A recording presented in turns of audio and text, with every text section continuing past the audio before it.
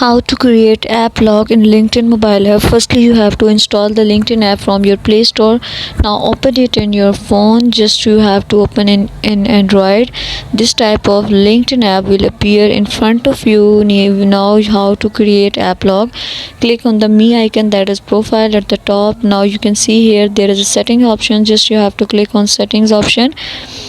This type of screen will appear here, and you can see sign in and security. You have to click on sign in and security.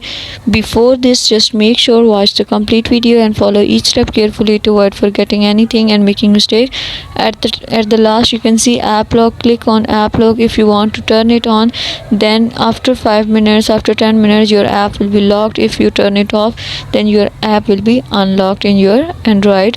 This scene can be followed as on Android as well as on iPhone.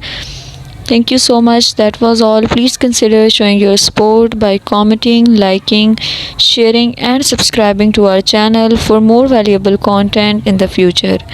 Your engagement is highly appreciated. I wish you very good luck. Thanks.